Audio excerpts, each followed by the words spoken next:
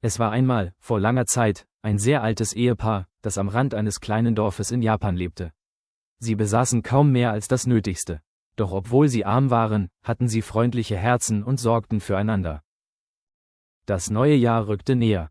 Und das alte Paar war traurig, denn es hatte nicht genug Geld für Reiskuchen zum Neujahrsfest. Da kam dem alten Mann eine Idee. Er wollte Strohhüte flechten und sie auf dem Markt im Dorf verkaufen, um Reis und Reiskuchen für das Fest zu bekommen. Am nächsten Morgen band er sich die Hüte auf den Rücken, verabschiedete sich von seiner Frau und machte sich auf den Weg ins Dorf. Der Wind war kalt und der Schnee wurde dichter, doch der Mann ließ sich davon nicht beeindrucken und ging Schritt für Schritt weiter. Im Dorf angekommen traf er auf viele Menschen und erreichte auch bald schon den Marktplatz, wo er seine selbst geflochtenen Hüte zum Verkauf anbieten wollte.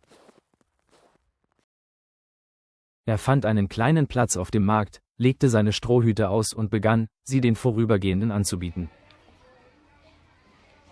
Doch die Menschen gingen an ihm und seinen Hüten achtlos vorbei, und bis zum Nachmittag hatte er keinen einzigen Hut verkauft.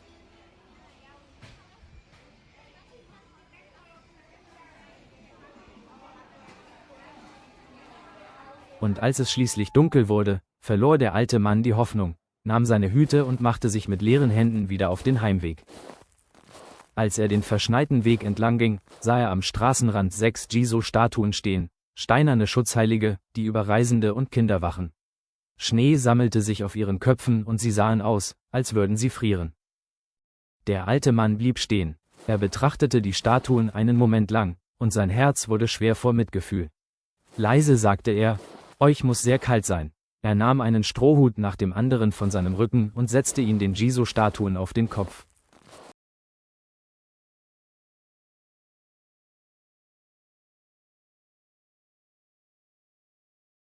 Für die 6. Statue hatte er keinen mehr übrig. Zögernd nahm er sein Halstuch ab und band es ihr um den Kopf. Dann verbeugte sich der alte Mann tief vor den Jizo und setzte seinen Weg fort, ohne Geld, aber mit einem warmen Gefühl im Herzen.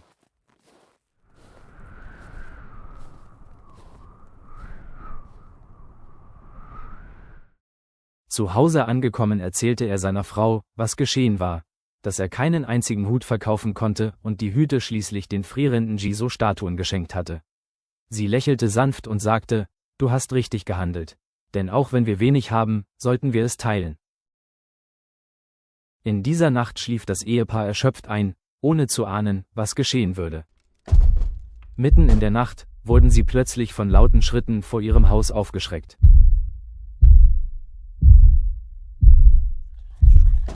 Dunkle Schatten zogen vor ihrem Fenster vorbei, doch sie waren zu verängstigt, um hinauszugehen und nachzusehen.